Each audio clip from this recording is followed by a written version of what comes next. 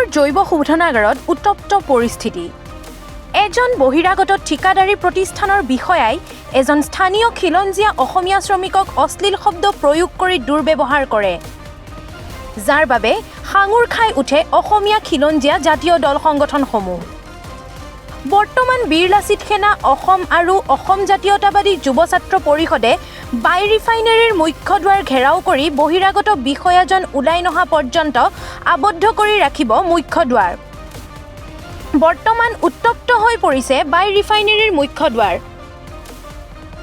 Sterling কোম্পানীৰ supervisor বিহাৰৰ কমলেশ কুমাৰ নামৰ এজন ছুপাৰভাইজাৰে দীপাংকৰ দাস নামৰ শ্ৰমিকজনক অশ্লীল শব্দ প্ৰয়োগ কৰি দুৰ্ব্যৱহাৰ কৰাৰ বাবেই উভতি ধৰিছে অসমীয়া খিলঞ্জীয়া জাতীয় দল সংগঠনসমূহে। ঘটনাটো মানে মই লাঞ্চৰ পিছত যেতিয়া ঘৰৰ পৰা লাঞ্চটো কৰি আহিছিলোঁ, তেতিয়া কমলেশ কুমাৰ নামৰ এজন ছুপাৰভাইজাৰে মোক ক'লে যে কেবুল এডাল আছে, এডাল লে কৰি দিয়া বুলি পেনেললৈকে। তাৰপৰা মই কৰিব যাওঁতে মই অলপ মাথাত দুখ পাইছিলোঁ ছাইডতে, তো মই সেইকাৰণে মোৰ লগৰজনক পঠিয়ালোঁ।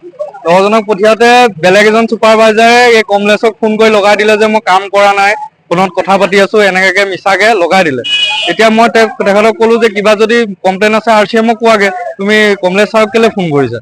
এতিয়া সেইটো কথা মই অলপ তাক টানকৈ কওঁতে সি কমলেশ ছাৰক ক'লে যে এই ল'ৰাটোৱে মোক গালি পাৰিছে, আমুক তামুক এনেকৈ কওঁতে কমলেশ ছাৰে মোক গোটেই জাতিটোক লৈ, মা ভণ্টি দেউতাক লৈ পুৰা গোৱাল গালি পাৰিছে আৰু মাৰিবলৈও আহিছে। চোকা অস্ত্ৰ বিচাৰিছিলে মোক মাৰিবলৈ, এইটো টাইমত নাপালে, কিন্তু পোৱা হ'লে হয়তো মোক মাৰি দিলে হয়। কিন্তু মাৰিবলৈ তেওঁ পুৰা 100% চেষ্টা কৰিছিলে।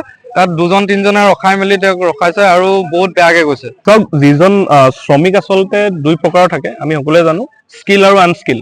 যিজন মানুহে আজি অসমীয়া জাতিটোক লৈ গালি পাৰিছে, আমাৰ আই মাতৃক যোনে অপমান কৰিছে, সেইজন এজন স্কিল লেবাৰ। তেখেত পঢ়া শুনা এজন ছুপাৰভাইজাৰ, যিজন বহিৰাগত বিহাৰৰ পৰা ইয়াত আহি পেলাই তেখেতে আমাৰ এজন খিলঞ্জীয়া যুৱকক মাকক ধৰি গালি পাৰিছে। অসমীয়া জাতি গোলাঘাট জিলাৰ নুমলীগড় তেলগৰমৰ লোকেল ল'ৰা গোটেইখিনিকে গালি পাৰিছে। মাক বাপেকক ধৰি পেলাই গালি পাৰিছে যে যাক মাতিবলৈ আছে মাতি আন, তহঁতক আমি চাই ল'ম।